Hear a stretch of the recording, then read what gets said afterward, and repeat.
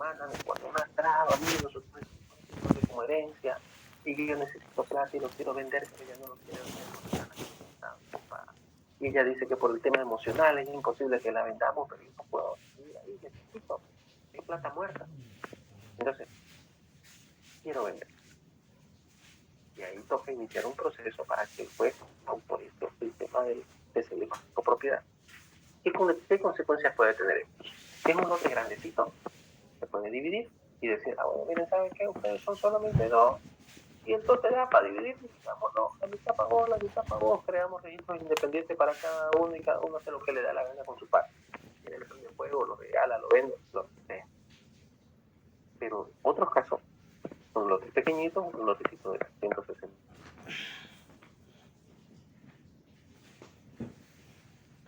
metros cuadrados, que es muy difícil dividir todo. No existe físicamente la capacidad de dividir. 360 metros dividido entre 8 hermanos son 45 metros a cada uno, acabo de calcular. Entonces yo pues no puedo registrar, no puedo sacar mi lote, mi plano, fraccionando el lote y decir, estos 45 metros son míos. No. Así que es imposible de que se divida.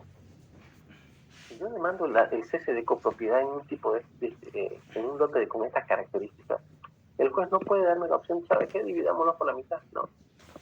Se tiene que vender. Entonces, la consecuencia de iniciar el cese de copropiedad, otra de las consecuencias va a ser la venta forzosa del inmueble. ¿Para qué? Para que yo reciba mi parte y los demás pues se quedan con mi modo. Si no pueden compensarme mi partecita, voy a tener que venderlo porque yo quiero mi plata. Ahora, en muchos de estos casos es importante tener una buena capacidad y habilidad para la gestión, porque hay casos en los que se dan figuras como esta que le digo que 8 hermanos son dueños de un lote y es uno el que quiere ver. Entonces, ¿qué es lo que yo siempre recomiendo? A todos los 7 que quieren mantener todavía la propiedad, señores, compren de su parte, la van a perder la casa. Porque si ninguno de ustedes se pone de acuerdo y dobla un poquito el trato, el tipo nos va a llevar a juicio y va a hacer que se venda la casa y todo y no se queda en la calle. Entonces, ya abre una cantidad de posibilidades y el hecho de que yo plantee la demanda, eso quiero que entiendan. El hecho de que yo plantee una demanda monitoria o ordinaria o extraordinaria, no es que va a tener el mismo resultado y la misma consecuencia legal. El resultado y la consecuencia legal va a variar. Chao, amor, voy. Y va a abrir después de la sentencia final un montón de posibilidades, procedimientos y procesos que ustedes van a tener que hacer con lo que tienen que cobrar aparte. Eso quiero que entiendan, ¿ok? ¿Se entiende el tema de cese de la copropiedad? Doctor, entonces basta con la voluntad de una persona, de una parte, para que se venda el bien inmueble por más que sean altos propietarios. Digámoslo en palabras sencillas. Si Dios no quiere joder, pues hacer. Porque claro, esto que tú ¿Qué? haces con lo que le No, dé ya la me gana. estoy de vida ya. Hay una pequeña condición cuando hay así varios ¿Qué querés? copropietarios. ¿Ah? Yo, como ¿Leche? interesado, estoy Ya ahorita obligado traigo. a ofrecérselo ese pedazo que yo quiero vender o del cual quiero disponer a los otros Sacalo, pues. copropietarios. Es lo único que la ley exige. Todos nosotros somos dueños nos compramos una, ya, imagínense, nos compramos un lote en el Uruguay, era una quinta, una sede, para el grupo de procesal civil. Teníamos plata que hicimos $50 cada uno y compramos el lotecito barato.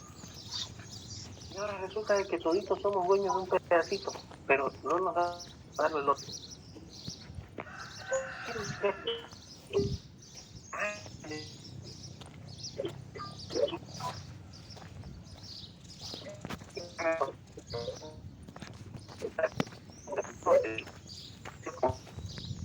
Micrófono abierto.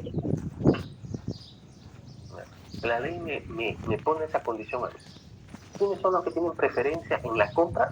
Los copropietarios. Si yo no les ofrezco a ustedes, que no me da la gana porque yo quiero molestarlos y demás, ahí tengo como se dice, tengo una traba y tengo una observación en mi proceso. A ustedes les toca un caso de que los están demandando a su cliente y la persona que está no cumplió con ese requisito de ofrecerles a los copropietarios en primera instancia la posibilidad de cobrarlo por el derecho preferencial que ellos tienen, ahí hay un vicio. Porque hay personas también que lo pueden molestar, ¿cierto? La ley ha previsto un pequeño detalle. ¿Me escucho, compañero? Y para determinar el precio justo de la venta, por ahí el propietario que quiere vender es para molestarte, lo ofrece, pero a un precio injusto, desproporcional. ¿Qué hacemos? Cuando un pedacito si vale $5,000 y el campo quiere 50, el caso es así, y los amenaza de que lo va a llevar a juicio y le va a hacer perder toda la propiedad. Yo le digo, ya perfecto, méteme a juicio. Y dentro del juicio yo voy a pedir un peritaje. Y en ese peritaje se va a determinar obviamente cuál es el valor real. ¿Qué es lo interesante? En el tema del peritaje, para determinar el valor, cuando uno está dentro de un juicio, el juez solicita al colegio de arquitectos que mande una terna, o sea, una lista para posibles profesionales especializados, y mandan como mínimo 3. Y es el juez el que elige cuál va a ser el peritaje. Es medio imparcial el procedimiento, porque antes de llegar al juicio, yo voy a contratar a mi arquitecto, usted va a contratar a su arquitecto, y nosotros le podemos decir a la persona a la que le estamos pagando, ¿sabe qué? Súbale, o ¿sabe qué? Bájele. De todos los días, Entonces, un avalúo hecho dentro de un proceso, de un proceso judicial, es susceptible de observación. ¿Por qué? Porque como yo lo estoy pagando, yo puedo decirle, ¿sabes?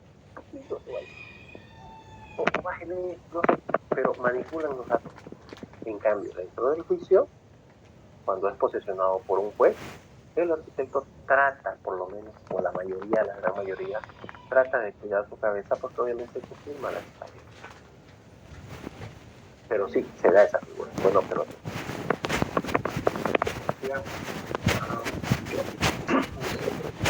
Doctor, el micrófono no se escucha. No, doctor, entonces la opción correcta para prevenir, digamos, un juicio, porque conozco una familia de que son varios y han fallecido varios, pero quiere pagar menos, pues, ¿no? Menos de lo previsto, o menos de lo que es la venta comercial. Entonces igual podemos, pues, ¿no? Buscar a un evaluador para así hacérselos conocer. Ya si alguien no está de acuerdo, entonces ya se va por un juicio, ¿no? Puede hacer esto. Acuérdese, a varias clases anteriores estábamos viendo las medidas preparatorias. Las medidas preparatorias nos dan una ventanita abierta. Yo puedo pedir lo que a mí me dé la gana, con la finalidad de tener los elementos necesarios para que cuando yo llegue a juicio ya tenga los datos. ¿Qué se puede plantear aquí? Puede ir a un juez hacer una demanda. Es decir, mire, ¿sabe qué? Hay esta situación. Una casa, varios hermanos, conflicto, necesito saber o necesito que ustedes tienen un perito para que sepamos el valor. ¿Por qué? Con ese valor nosotros vamos a poder negociar o directamente nos vamos a vender. Entonces el juez se lo va a conceder y usted va a tener un peritaje judicial de un arquitecto que ha sido designado a través del sorteo, una terna del colegio de arquitectos que va a ser imparcial, que no lo va a contratar ni uno ni el otro, y ese monto es el que va a determinar la negociación. Antes de que usted llegue a juicio, es una medida preparatoria. Y con eso usted ya da ¿cuántos pasos? Va a dar 10 pasos adelante de toda la situación en la que estamos. Los va a sacar de ese conflicto. Y va a tener un avalúo que va a ser judicial y va a tener el valor exacto con el cual se van a aceptar a negociar. ¿Se entendió? Bien, sí, gracias, doctor. Bien. Muy bien. Sigamos. Vámonos al artículo 386. Quiero que veamos una cosita.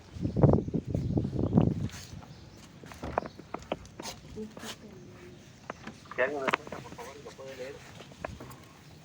Ya, doctor, lo leo. ¿Hay Artículo 386. Proceso ordinario posterior. Parágrafo 1. Lo resuelto en el proceso ejecutivo podrá ser modificado en proceso ordinario posterior, siempre que la acción se... Gracias. Este artículo 386, ¿qué nos está diciendo? ¿Saben qué, señores?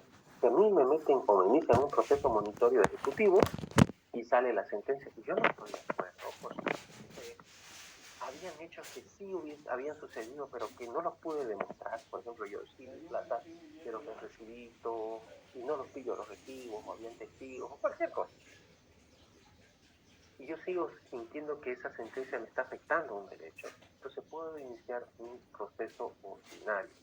Puedo ordinarizarlo, así se dice. O sea, abrir el proceso largo, donde va a haber un periodo de prueba, donde tal vez yo puedo acreditar que sí pagué montos que aquí no se tomaron en cuenta. Pero esto solamente se hace en el proceso ejecutivo. Dentro de todos los procesos monitorios, solamente en el proceso ejecutivo se puede habilitar esa parte. Por eso en el artículo es tan puntual. La compañera lo acaba de leer, dice, proceso ordinario posterior. Lo resuelto en el proceso ejecutivo, claro, podrá ser modificado.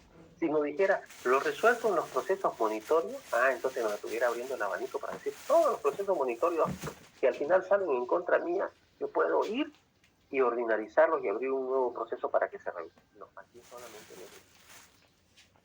quiero que tengan en cuenta. Había confusiones porque como el proceso ejecutivo es un proceso monitorio, el proceso ejecutivo de cobro de deuda es un proceso monitorio, en un momento se pensó que todos los procesos monitorios se podían ordinarizar posteriormente. Y eso es fácil. La ley es clarita, dice, lo que se resolvió dentro de un proceso ejecutivo puede modificarse mediante un proceso ordinario posterior. Siempre y cuando ese proceso tenga por objeto, obviamente, el derecho material. Y de ninguna manera se vea el tema de revisar tal vez los errores que hubo en el proceso previo. Ese juicio nuevo no me va a servir para decir, ¿saben qué? El juez le peló. No. Ahí yo tengo que demostrar, ¿saben qué? Existió ese proceso. Y por desgracia no tenía esta información, pero ahora sí la tengo. O hay la posibilidad de probar que yo sí pagué, pero en ese juicio que es tan cortito, lo único que me permitían era presentar documentos. Y no los tengo. Pero sí puedo traer testigos, puedo traer esto, puedo traer otro, puedo las fotos, no sé, un montón de cosas. Entonces, se abre la posibilidad solo para el proceso ejecutivo. ¿Ok? ¿Se entiende, cierto? Doctor, disculpe, para el proceso extraordinario igual no se puede revisar con el ordinario. No se puede. No se puede. Porque dentro del proceso se abre un periodo de prueba. Sí hay la posibilidad de presentar pruebas, cargos, peritajes y demás. Solo que el procedimiento es un poco más corto. El proceso ordinario tiene 2 audiencias. Bueno, la primera audiencia es para seleccionar, pulir todas las observaciones y así para que cuando se llegue a la segunda audiencia de juicio no haya ese pretexto, no existe ese pretexto de decir, no, es que yo planteé un incidente y lo dilaten. Entonces, por eso la normativa creó este procedimiento. Una primera audiencia para pulir todo y la segunda audiencia y audiencia de juicio. Si ustedes se dan cuenta, la estructura de este proceso ordinario es similar al del proceso penal. En el proceso penal, no sé si han llevado ya ustedes penal, pero al momento que se inicia el proceso penal, una denuncia penal, el juez que conoce esto es un juez de instrucción, o como se los llama, cautelares. El juez de instrucción es el primero que empieza a ver el proceso. Y con él se hacen todas las investigaciones previas, todas las determinación de recopilación de información y determinar si la persona cometió o no cometió, pero es probablemente autor o no es autor. Y al final del trabajo de ese juez, el fiscal presenta la acusación. Y la acusación que es decir, saben que señores, con toda la investigación nosotros sí hemos determinado de que esta persona con probabilidad es el autor. Probablemente. Y en este momento, hasta este momento, existe la posibilidad de sancionar absolutamente todo. Su micrófono, doctor. Hola, ahora sí. Sí, doctor, se escucha muy despacito y creo que lo para moviendo el celular.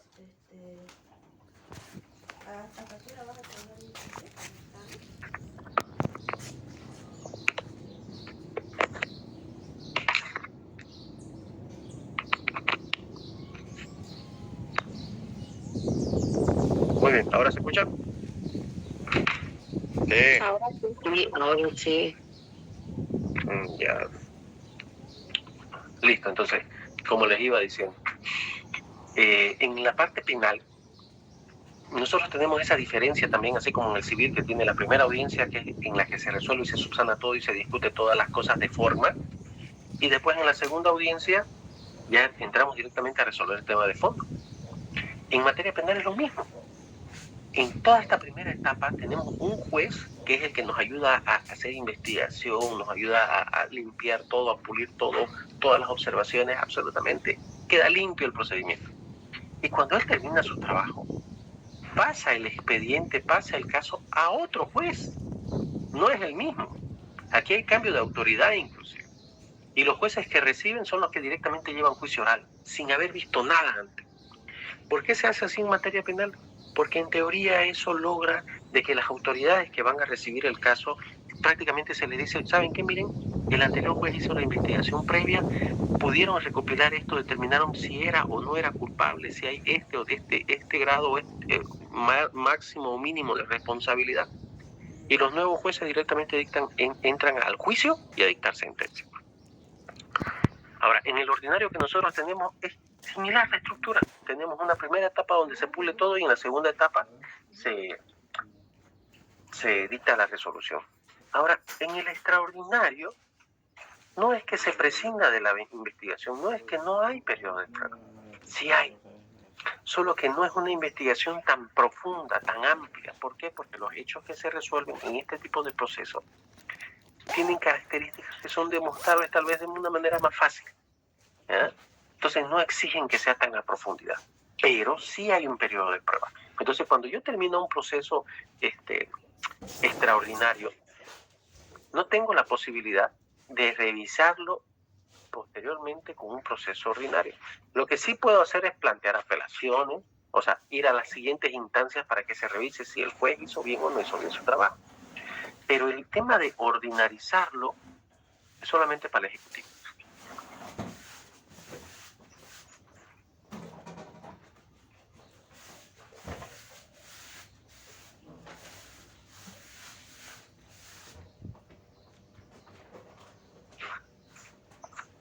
Muy bien, señores. ¿Me escuchan, cierto? Sí, se me escucha.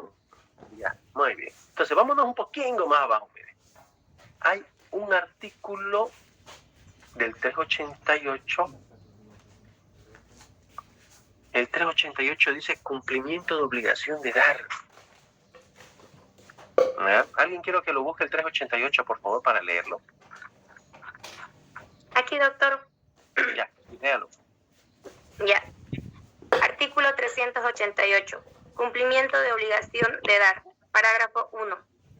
Por este proceso, la parte actora podrá pedir la entrega de un bien mueble o inmueble que no fuere una suma de dinero, adecuada por mandato de la ley, testamento, contrato, acto administrativo o declaración unilateral de voluntad en los casos en que ésta pueda imponerse con carácter obligatorio, siempre que la parte actora acredite la obligación de entregar y, en su caso, el cumplimiento por su parte de la prestación que le es correspondiente, mediante documento público o privado reconocido o dado por reconocido ante la autoridad judicial o reconocido voluntariamente ante notario de fe pública, o con la justificación que prevé el artículo 377, parágrafo 1 del presente código. Parágrafo 2. Ahí nomás, está bien. Ahora, quiero que vean una cosa. Vuelvo a leer el título. Dice, ¿obligación de qué? Obligación de dar. Obligación de dar. Y es un proceso monitorio.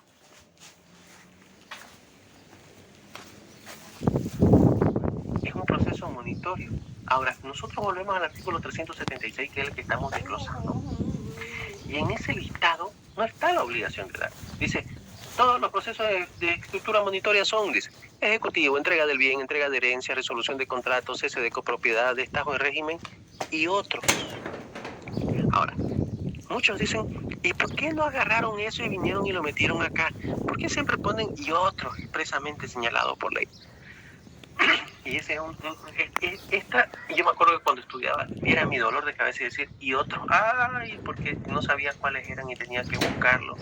Y al final hay muchas opciones adicionales a estas que a veces ni las encontramos ni nos enteramos y que durante toda la vida profesional ni los aplicamos. Pero este tipo de proceso es interesante. La obligación de dar, 388, no, pero no la tengo, voy a bajar mi ley acá. 388. Si ustedes leen bien, quiero que por favor se anoten, se van a anotar esos artículos. Se los voy a dictar ahorita, miren. 376 es donde establece todos los tipos de monitor. El 386 es donde dice que mi proceso ejecutivo que ya terminó, yo puedo ordinarizarlo después. El 388 habla de la obligación, cumplimiento de obligación de dar. ¿Ya? Y el 397, que es lo que vamos a ver ahorita, más adelante, habla de los procesos de ejecución. Esos 4 artículos, yo quiero que ustedes se lo anoten, por favor. Y quiero que los lean bien y los analicen bien, porque es importante que ustedes entiendan de manera clara la esencia de cada uno de estos artículos. Yo les iba explicando hace ratito y se dan cuenta de que en mi época, por ejemplo, nunca nos enseñaron, nosotros nos decían, tiene que iniciar proceso ejecutivo y creíamos que la única consecuencia que iban a hacer de ese proceso era orden de pago. Y nunca nos enseñaron de que en ejecución de sentencia hay 1000 posibilidades de situaciones que se pueden dar. Yo puedo hacer un juicio ejecutivo hermoso, perfecto, pulcro, cumpliendo los plazos y demás, pero si mi demandado no tiene nada que quitarle, no valió la pena. Fue en vano, perdí tiempo. Y si yo cometo ese error como abogado, por ejemplo, si yo trabajo con banco, el banco me va a pagar cuando yo recupere algo, no cuando salga la sentencia. Entonces voy a trabajar en vano. Entonces hay que ser muy cuidadoso con lo que viene después de la sentencia. Y es lo que vamos a ver en el 397, que son todos los procesos de ejecución. ¿Ya? Entonces nos volvemos al 388, la obligación de dar. Dice, por este proceso, la parte actora. ¿Quién es el actor? ¿Demandaste o demandado? Doctor, quería hacer una consulta. Usted dice que al momento de iniciar la demanda, ¿no ve? Puede estar bien hecho y todo y sacar la sentencia, pero al momento de realizar la ejecución se puede venir abajo porque no hay nada que ejecutar, no hay nada que hacer, pero en el planteamiento de la demanda se podría pedir medidas cautelares para asegurar el cumplimiento de una futura sentencia, ¿no? Esa es la idea de las medidas. Exactamente. Bien. Yo puedo, inclusive antes de meter mi demanda, puedo pedir las medidas cautelares. O con mi demanda. Pero van a haber casos en los que las personas que nosotros demandamos no tienen nada. Y hay clientes que a ustedes le van a decir, miren, ¿saben qué? Yo sé que no tiene nada. Pero no quiero dejarlo así, no quiero que quede impune, quiero que le hagamos el juicio, quiero que le congelemos cuenta, quiero que quede con su mancha, con su sentencia. Y por ahí de aquí a 5 años el tipo compra algo y yo me entero y se lo quito. Entonces, por eso le digo, nosotros, en mi época, no nos daban la posibilidad de tener este tipo de análisis y decir, ¿saben qué, señores? Si un juicio no tiene objetivo, no tiene resultado, no tiene plata, no lo hagan.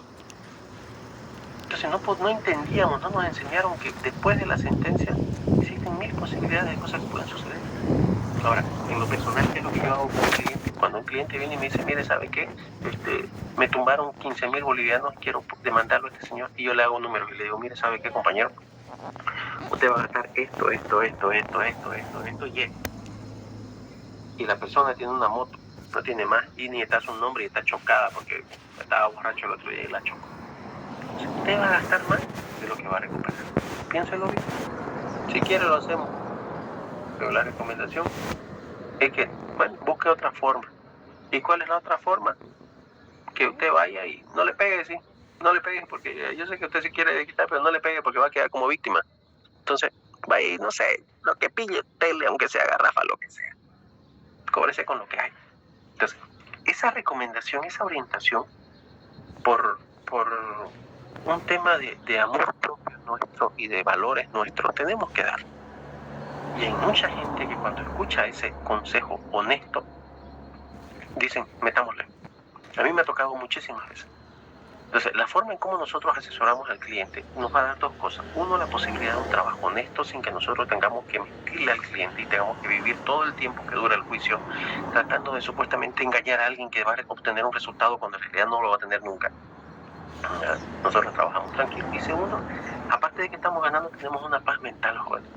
Saben que ninguna suma de dinero vale su tranquilidad. Ninguna. Entonces, cuando yo conozco la posibilidad de poder asegurar bienes, medidas preparatorias, para que el proceso no sea en vano. Si no hay bienes, asesorar de una manera correcta, el cliente decidirá si se hace o no se hace. Y si no, le cobramos la consulta. Y muchísimas gracias, tengo un amigo para la próxima me busca. ¿Ok? Ahora, volvamos al 388. ¿Se respondió su pregunta, compañero, o quedó alguna duda? Sí, doctor. Entonces, diría yo que se puede solicitar medidas preparatorias para averiguar qué bienes tiene y qué bienes no. Claro. Ahora, en la práctica, yo puedo solicitarlo de la vía judicial. Pero aquí, como es todo tan informal en Bolivia, usted puede obtener toda esa información sin necesidad de ir al juez. Usted se va a derechos reales y hay posibilidad. Por ejemplo, ¿qué me dicen a mí? Doctor, necesito averiguar si alguien tiene bienes. Perfecto. Consígame el nombre y número de carnet y yo le averiguo si tiene bienes o no tiene bienes. Nosotros desarrollamos contactos en todos lados porque tenemos amigos en todos lados. Ahorita sus compañeros que usted tiene ahí en el aula, mañana van a estar de funcionarios, mañana van a estar de jueces, van a ser secretarios de juzgados. La red que ustedes tienen se va a empezar a ampliar, más de lo que ya. Entonces ustedes van a tener la posibilidad de, o los compañeros, o tal vez nuevas personas que van a conocer, les va a dar acceso a información. Sacar el certificado negativo de una persona en derechos reales es fácil, con dinero. En Bolivia todo se puede conseguir. Ir a la alcaldía para que le determinen cuántos vehículos tiene una persona es fácil. Irse al municipio para que el municipio les indique o les certifique si hay alguna actividad comercial registrada a nombre de esa persona es fácil. Entonces, usted puede tener mucha información sin necesidad de llegar ahí, sin perder tiempo, porque meter la solicitud de manera formal y que le respondan, tiempo. Y lo que no hay es tiempo en este tipo de casos. Tiene que ser rápido. Y con esa información que usted puede conseguir por debajito, como se dice, usted elabora su demanda y dice, yo tengo conocimiento de que esta persona es dueña de este inmueble, solicito, o directamente se adjunta el alodial con la información que usted ya tiene, saca el alodial, lo adjunta y dice, ¿saben qué, señor juez? Esta persona tiene estos bienes, por favor solicito el embargo, la dotación preventiva. Y listo. No siempre, aunque no debería ser, pero en la práctica se maneja así, ir de la vía formal nos hace perder mucho tiempo, porque el sistema no funciona como debería funcionar. Entonces no cometan ese error. Hay que dejar respaldo, sí, pero el solo hecho de obtener información no me obliga a mí de ir al juez para hacer el camino largo. Yo puedo conseguir esa información por otra vía. La información es poder. Si yo tengo información antes de hacer mi demanda, me va a salir mejor.